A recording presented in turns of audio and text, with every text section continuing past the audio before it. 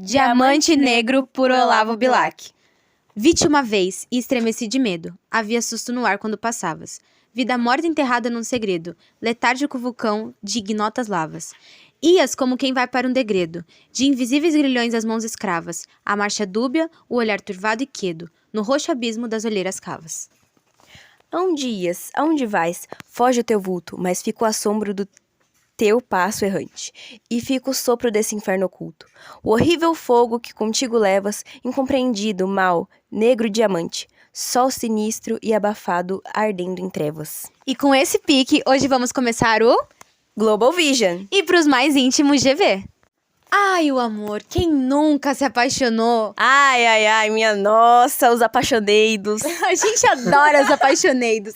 E na época da adolescência, a paixão, ela se torna um surto mental entre os adolescentes. Diz até Olavo Bilac em Sinfonia. Meu coração, na incerta adolescência, outrora, delirava e sorria aos raios matutinos. Então, assim, o amor é uma loucura. Não sei se vocês sabem, mas a paixão, ela coloca A paixão, ela faz uma mudança química no nosso cérebro que faz a gente sentir sentimentos como se a gente estivesse usando drogas. Sentir sentimentos. Dorguinhas. Sentir sentimentos foi ótima. E esses lindos textos apaixonados vieram do nosso querido escritor Olavo Bilac. Será que ele estava apaixonado quando ele escreveu? Quem foi Olavo Bilac, Emily?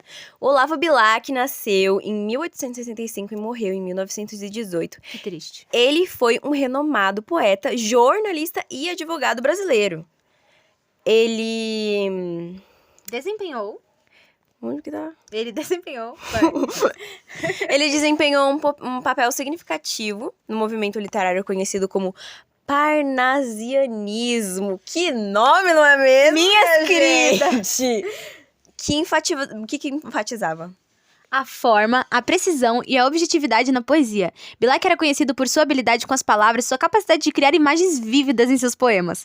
Algumas de suas obras mais famosas incluem Oração à Bandeira, na qual exaltava a bandeira brasileira, e Tarde Vazia, que falava sobre a passagem do tempo e a enfermidade da vida.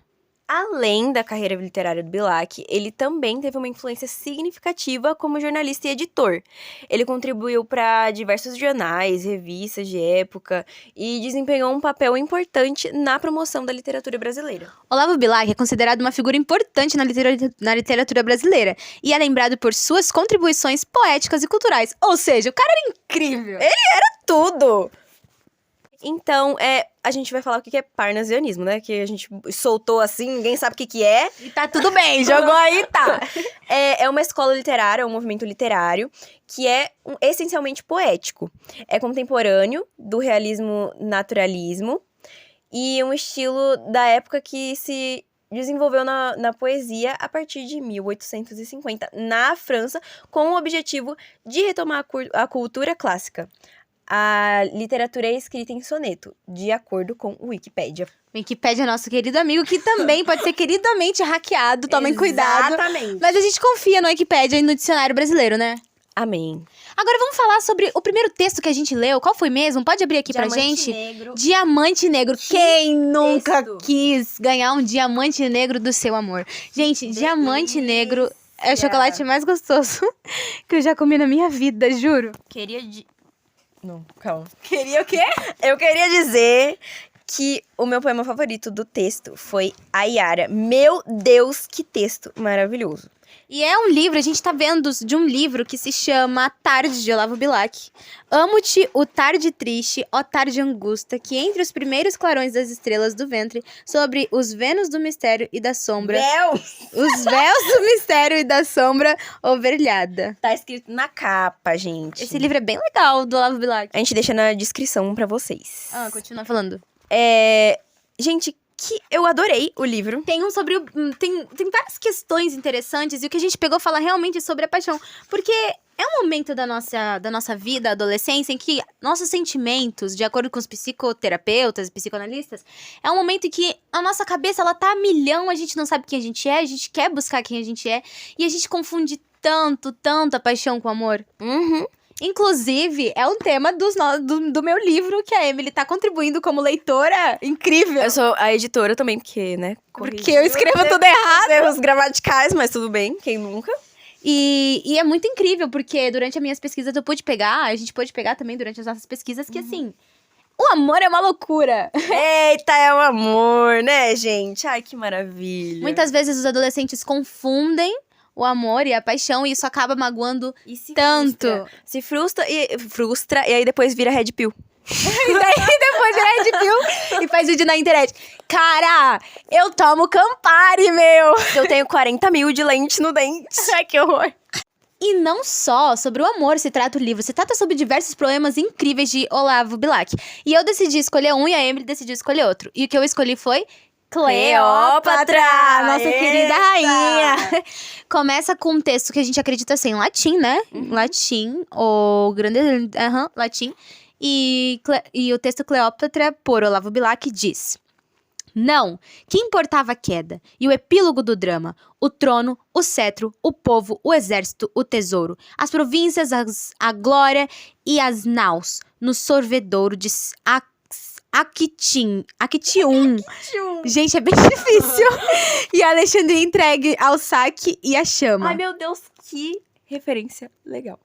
Fala sobre sua referência, A minha filha. referência é sobre que a Cleópatra, né? Ela quis se casar com o Alexandre o Grande. O grande, que na verdade o que conhecemos como Alexandre Gigantesco. Alexandre Gigantesco. Ela chegou lá como enrolada no tapete. Menina! Não, que importava o horror da entrada em Roma, a fama de Otávio e o seu triunfo entre a púrpura e o louro, e a plebe em grita, e o céu cheiro de águias de ouro, e o Egito e o seu império e os seus troféus na lama? Não. Que importava o amor perdido? Que importava o náufrago do orgulho, a vergonha, a tortura do ódio do vencedor ou da piedade alheia? Mas entrar desgrenhada, envelhecida, escrava, rota, sem o arriar de sua formosura, sol sem fulgor, matou-a o medo de ser feia. Que horror, gente. Gente, mas isso é bem interessante, porque a Cleópatra venceu o medo dela. E também, eu acho que essa parte, além de falar sobre essa referência incrível da história de Cleópatra, fala também sobre como que a gente se enxerga. A gente se enxerga. Eu tenho outro fato aqui que eu achei bem legal, que é assim, ela tinha, pelo que eu vi, não sei se é verdade, mas... Supostamente, a Cleópatra tava com medo do... Eu não sei se o Alexandre ia achar o nariz dela ou muito grande ou muito pequeno, não sei. Cleópatra, adoramos seu nariz. Sua linda. E todo mundo sabe que a Cleópatra não era branca, não tinha olho azul e nem o cabelinho liso, tá? Eu já fui Cleópatra num coisa da escola. Eu já fui Cleópatra! Muito bom. Eu gostei muito do tema. Eu gosto da Cleópatra demais, ela é um grande símbolo. E Supergirl Power. Agora a Emily vai pegar o texto favorito dela. Vai lá, Emily. Vive dentro de mim. Não, tem que ler, né? Qual é? Não. 1, 2, Gente do céu. 3 e... A Yara, por Olavo Bilac. Começa assim. Vive dentro de mim como num rio uma linda mulher, esquiva e rara, num borbulhar de argênteos, flocos e ara de cabeleira de ouro e corpo frio. Entre as ninféias, o namoro espio e ela, do espelho móvel, da onda clara, com os verdes olhos úmidos, me encara e oferece-me o seio alvo e macio. Sim. Precipito-me no ímpeto de esposo, na desesperação da glória suma, para estreitar, louco de orgulho e gozo. Mas, nos meus braços, a ilusão se esfuma e a mãe d'água, exalando um ai piedoso, desfaz-se em mortas pérolas de espuma. Gente, olha, o que eu entendi com a última parte? Desfaz-se em mortas pérolas de espuma. Pra mim, esse texto é muito sobre a mitologia grega, né? Nossa, sim, sim! E, assim, eu adorei, né? Porque ele retrata uma ninfa e tal. O negócio da pérola de espuma, o que acontece? Como eu, né, interpretei. Que essa Yara, loira, de olho azul, é Afrodite. Todo mundo sabe que Afrodite nasceu da espuma. E ela veio dentro de uma concha. Ou seja, a pérola de espuma. Uhum. Gente, eu sou muito boa. Nossa, assim, você é muito boa. Eu tava lendo uma aqui que eu achei que era Avatar, mas é Avatar. E eu também gostei de dois muito interessantes, que é o 62 e 63, que é a inocência e remorso. A inocência diz: como em vez de uma paz desiludida, posso eu ter nessa idade esta confiança que me leva a correr a toda brida, na pista de uma sombra de esperança. Isso me pega muito, porque quando a gente é mais novo, a gente é tão inocente. Qualquer pinguinho de esperança, seja em qualquer aspecto da sua vida, você já se joga com todo o seu coração ali. Essa velhice ingênua me intimida, tanto ardor, tanta fé, que me não cansa. E, em mais de meio século de vida, tanta credulidade de criança. Ai, que saudade da infância. Que saudade da infância com esse texto. Rio inocente ao sol, com uma rosa. Ainda arquiteto o mundo sobre a areia, anoiteça em miragem luminosa. E ainda imagino a minha taça cheia. Emborco-a, ó vida, e quero-a, e acho-a formosa, como se não soubesse quanto é feia. A inocência, eu acho que perdura até a nossa vida adulta. Acho que depois de adulto, não sendo adulto, eu sou adolescente, mas depois quando você vira adulto e você vê que você cresceu, você ainda quer ter aqueles requisitos de inocência, sabe? É, porque a gente não sabe nada. Ó, querendo ou não, a gente não sabe nada sobre a vida. A gente tem nossas experiências. E a gente faz terapia, o que é muito bom. Eu não faço, né, mais. Adoro terapia, gente, façam. O que eu tava falando? Eu tava falando... Nossas próprias experiências. A gente tem experiência e tal. Só que, né, a gente não sabe de tudo. Então, querendo ou não, a gente ainda é bem inocente. Tem muita coisa no mundo que a gente não sabe. Muita coisa mesmo. Ai, que texto bonito. Tem um aqui que é um beijo e a perfeição. Ai, que fofura. Eu vou ler um beijo. Ah, não, eu quero ler um beijo. Então tá. Lê a perfeição, vai. A perfeição. Não é perfeição, esse texto foi pra mim, né? Por Olavo Bilac.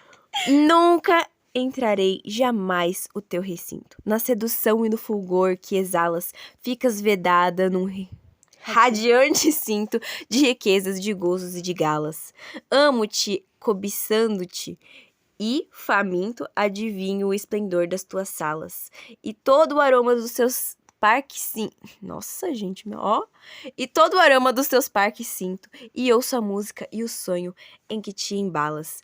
Eternamente ao meu olhar Pompeia. Não sei o que é isso. E olho-te em vão. Maravilhosa e bela. Eu, né? Adarvada e altíssima a meias. E à noite, à luz dos astros, a horas mortas, rondo-te arquejo e choro, ó cidadela, como um bárbaro uivando às suas portas. Agora um beijo por Olavo Bilac. Foste o beijo melhor da minha vida. Ou talvez o pior. Adorei! Parece eu na vida. Talvez o pior. Glória e tormento, contínua luz subir do firmamento. Contigo fui pela invernal descida. Morreste e o meu desejo não te ouvida. Queimas-me o sangue, enches-me o pensamento, e do teu gosto amargo me alimento, e rolo-te na boca mal ferida. Beijo extremo, meu prêmio e meu castigo. Batismo extrema-unção, naquele instante, porque, feliz, eu não morri contigo. Sinto-te o ardor, e o crepiar te escuto. Beijo divino e anseio delirante, na perpétua saudade de um minuto. Que lindeza. Gente! Que apaixonado. Que apaixonado. Não, mas assim, o que eu achei, né? Que ele é indeciso. Eu acho que ele não gostou da menina. Não, eu acho que assim, eu acho que ele escreveu sobre beijo porque eu acho que banalizam muito. Voltando, trazendo mais uma questão mais atual, banalizam muito as coisas desse tipo hoje em dia. E eu acho que é um momento que sua alma e a alma de outra pessoa, parece que a alma de vocês é uma só. Então ele quis trazer a importância. E a importância de como que isso é você quer aquilo, mas ao mesmo tempo a pessoa você não quer e você... Sabe? É um conflito interno, eu acho. É um medo, tipo, ai meu Deus, o que a pessoa vai achar, o que eu vou achar. E aí você fica com medo, né? E é muito complicado também, porque não devemos... Não digo que banalizar é errado, porque tem gente que banaliza e tá tudo bem, banaliza e os beijos na boca se dá. Mas assim, eu não sou dessas de banalizar nada, nem que seja envolvimento com outras pessoas, porque eu tenho uma coisa que eu não sei se muita gente sabe, que é responsabilidade afetiva. E eu acho que isso é muito importante. E eu acho que esse livro, ele dá vários tapas na cara e traz muitas referências de diversas histórias. E além de ser romântico, ele é triste, ele é melancólico.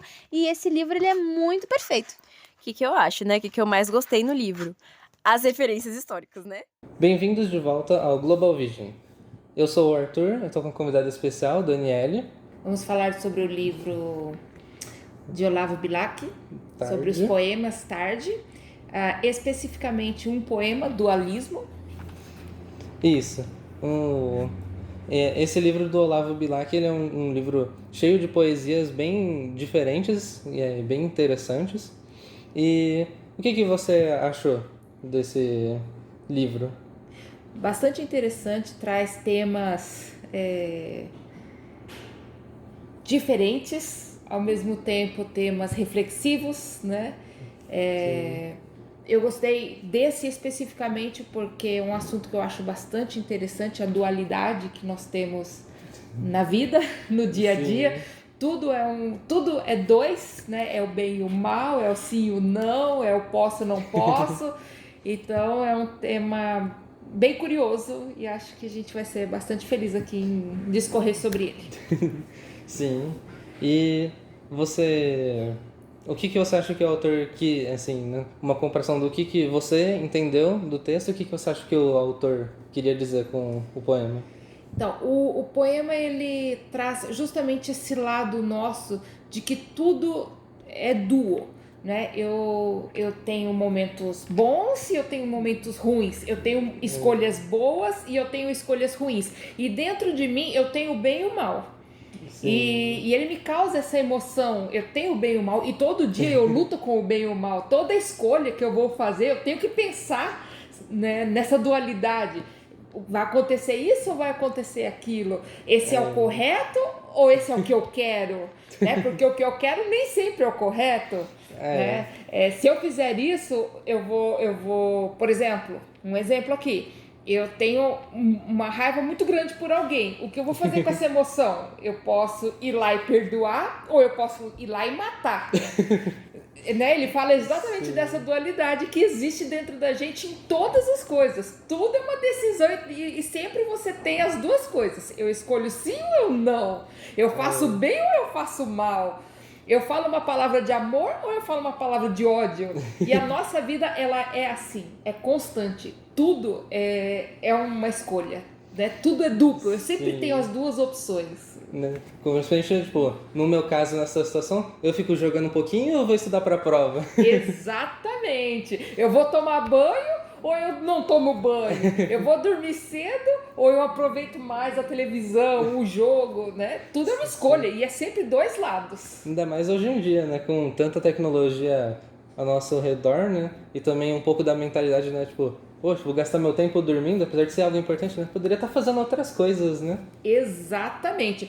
Porém, e aí é que o livro fala da dualidade, mas isso nos reflete a pensar que essas escolhas, essas dualidades, esses dois lados que se contrapõem, traz uma ação posterior.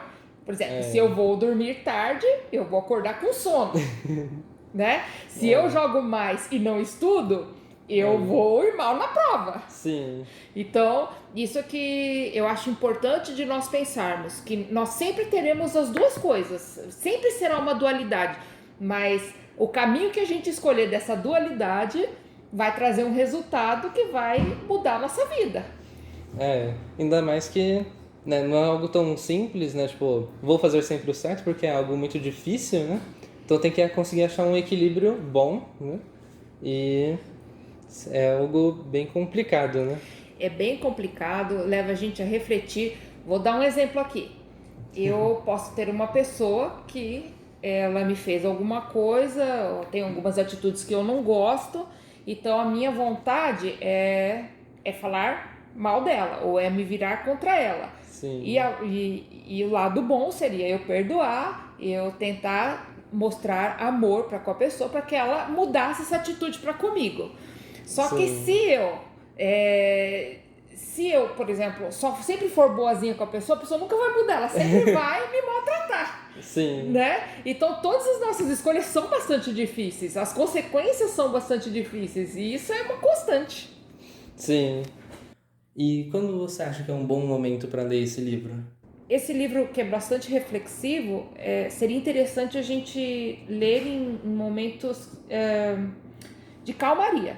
Talvez na hora que acorde ou na hora de dormir, porque é um momento que você está refletindo e vai parar e vai analisar. Porque se você lê numa correria, né, e aí tá a dualidade de novo, escolher um momento tranquilo, ou você lê só porque eu preciso ler, porque eu coloquei isso como meta, porque eu preciso dar uma opinião a respeito, e aí eu não vou refletir o suficiente para extrair do texto tudo que ele pode me proporcionar.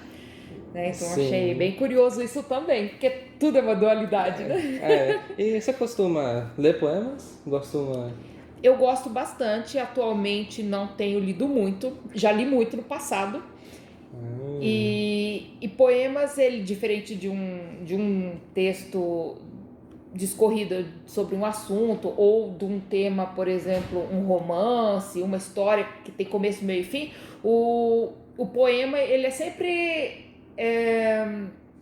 curioso, ele sempre traz um assunto, esse assunto não é tão explícito, você tem que pensar a respeito dele, mas em geral ele te leva a entender e a pensar sobre algo, ou o assunto, né, chave principal do texto. E então é bem interessante, é desafiador, desafia a nossa mente, porque não é só ler. Eu preciso ler, eu preciso interpretar e eu preciso entender o que o autor quis dizer para mim e o que eu quero dizer para mim mesmo quando leio esse livro. Sim, especialmente que o jeito que ele é um poema, são histórias curtas, né? Geralmente os poemas são curtos. Então é um negócio, não é como se fosse um livro, geralmente os livros mais longos, né? Que você tem um personagem, aí você lê a história do personagem, você vive na sua cabeça, né, a vida do personagem. Os poemas são mais curtinhos, né? E geralmente tem um significado profundo, né? Exatamente, ele sempre tem um tema que não está tão claro, às vezes está... Esse foi um poema que estava um pouco mais claro, sobre a dualidade da vida, dos momentos, de tudo. Mas há poemas que são mais intrínsecos, você tem que pensar, muitas vezes o que aparentemente parece ser, não é. Muitas vezes o poema fala de alguma coisa, mas ele quer dizer outra, ele quer te levar a pensar e extrair outro ensinamento daquilo, ou te levar a pensar, ou te levar a entender, pode ser. Existem muitos poemas que são verdadeiras charadas, né? E eu acho desafiador e acho bastante interessante, aguça a nossa mente, né? Sim. Inclusive, pensando nisso, você acha que esse texto, né, esse poema, ele tem... Né, que você falou que ele tá bem fácil de entender o que ele quer dizer, mas o jeito que tá escrito, é um jeito simples e direto ou algo mais complexo? Ele tá claro, mas ele não tá simples. Né? Você poderia passar por esse texto de olhos assim, uma leitura rápida e não captar o que ele está realmente te fazendo pensar. Né? Você simplesmente pode ser, porque realmente existe o bem e o mal, tudo existe dois lados. Existe o sinônimo e o antônimo. Isso é regra. Não se discute, não se muda a regra. Aula até de português. Exatamente. Porém, ele não é simplista porque ele tem uma mensagem muito importante. A gente precisa pensar nos nossos dias, nas nossas tomadas de decisões, nos nossos próprios pensamentos, porque a nossa cabeça passa pensamentos a todo momento. O que você faz com eles? Não é? Eles vão te levar para o bem ou para o mal? Eles vão te trazer alegria ou vão te trazer tristeza? Então, esse poema nos faz refletir que nós precisamos pensar. Até mesmo quando estamos perdidos nos nossos pensamentos, a gente precisa orientar e dar um rumo. E nesse livro você chegou a dar uma olhada em outros poemas? O que... Confesso que passei de olho. Li outros, li mais 2, porém me demandava mais... Não me chamou tanto a atenção quanto esse tema dualismo, porque é um tema que eu acho bastante interessante, mas ele tem vários poemas reflexivos, né, com uma lição a ser aprendida através da leitura. Mesmo que ele esteja relatando um momento como um momento de... Embora eu li um que ele não expressava uma emoção clara. Ele estava relatando um fato, mas aquele fato trazia uma emoção, né? E aí o que você vai fazer com essa emoção? Então, eu acho poemas muito curiosos e esse livro está recheado desses poemas. Caberia uma leitura diária de um deles e uma reflexão própria e específica. Então, que o conhecimento é poder, né? Que fala. E acho que os poemas são um bom jeito de você ter muito conhecimento diferenciado, assim, né? Porque mesmo todos eles sendo da mesma pessoa, eles podem significar coisas muito diferentes, né? Exatamente. Até porque o poema, ele é um texto que ele vai te aguçar a pensar. E dependendo do momento da sua vida em que você está, você vai pensar e vai se identificar de maneira diferente. Né? Dependendo da minha situação hoje, eu leio um momento e eu olho ele com um olhar de tristeza, com um olhar de alegria, né? Então o meu momento pessoal influi na minha visão, na minha leitura. Então, os poemas, ele tem muito isso. Ele fica atemporal. Ele não fica preso a um momento, a uma história. Ele é um poema que traz um tema e, dependendo do seu momento momentâneo, né, da sua vida, dependendo da sua capacidade emocional, dependendo do seu conhecimento intelectual e cultural, tudo isso vai te dar um olhar diferente sobre o mesmo poema, fazendo ele ser tão diferente para várias pessoas.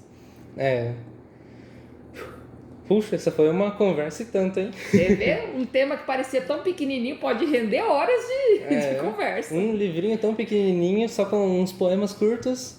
Exatamente. Assim. E há tanto que se refletir sobre eles. Parabéns. Esse é algo que eu não vou esquecer tão cedo. Nem eu. Marcou esse momento. Muito bom. Espero que os nossos ouvintes também pensem a respeito aí dessa dualidade do que você faz na sua vida. Prestem atenção aos seus sentimentos, porque tudo é dois. Tudo é o bem e o mal, tudo é o sim e o não, tudo eu posso e não posso, e há de se haver um equilíbrio entre tudo. Em alguns momentos, em outros momentos precisamos ser radicais, temos que falar realmente não, esse pensamento, essa atitude, essa situação não dá. Então, nos leva a pensar e que o ouvinte aí possa também pensar no seu dia a dia, que temos sempre os dois lados. Sim, sempre analiso como que é os dois lados da moeda. Os dois lados da moeda. Pode ser o yin e yang, pode ser o bem e o mal, pode ser o sim e o não, sempre é dois. Sim, então espero que quem esteja ouvindo isso tenha gostado bastante desse momento de reflexão. Isso, muito bem.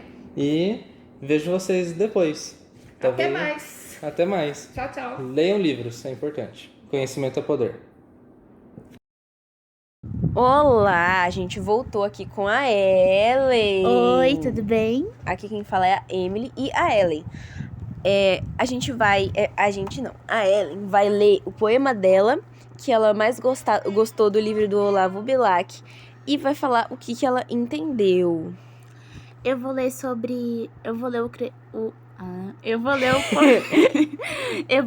o poema O Crepúsculo da Beleza. Vê-se no espelho e vê pela janela a dolorosa angústia vespertina. Pálido morre o sol, mas ai, termina outra tarde mais triste dentro dela.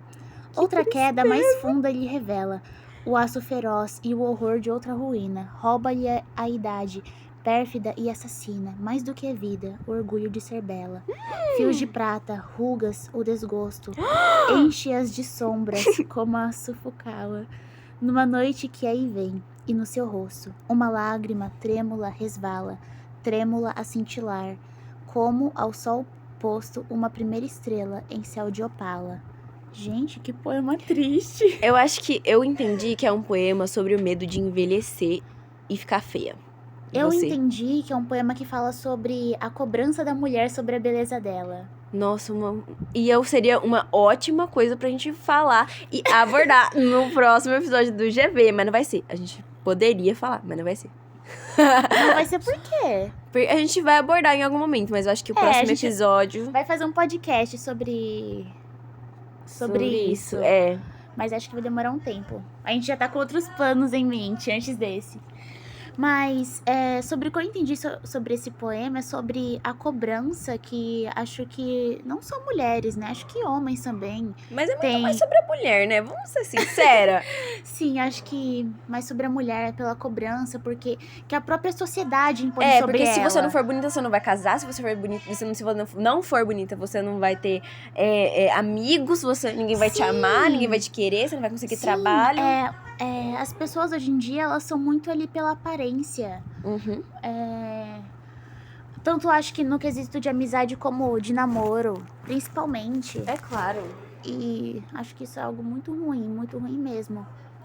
É. E esse poema fala sobre isso, sobre a cobrança da mulher em relação à própria beleza dela. Que muitas vezes ela se sente angustiada. Ou feia e não se ama por causa disso. Não se ama, assim, por pequenas coisas, sabe? Ai, é uma espinha. Ai, Uma ruguinha que apareceu. É uma ruga que apareceu. Ai, eu sou Gente, mais vamos gordinha, eu falar. sou mais magra. Eu aprendi que as rugas são cicatrizes da vida. Então, eu acho que eu não vou ter medo de envelhecer por causa disso, porque elas vão ser marcas do que eu passei na vida. Sim. Mas a gente é muito nova pra pensar nisso. Sem preocupações, a gente é muito nova. Assim, eu tenho algumas estrias ali pela perna e eu no começo tinha um pouco de insegurança quando elas apareceram, mas hoje eu não me importo mais com isso. Porque quem tem que gostar É de a mim sou eu, marca. não os outros. É a marca do tigre. Vem dançar. Que tigrante. Gente. E vocês? Deixem na caixa de sugestão aí. Ou fale com a gente no Instagram. Um beijo. E qual que é o nosso Instagram, Ellen? Nosso Instagram? É Peraí.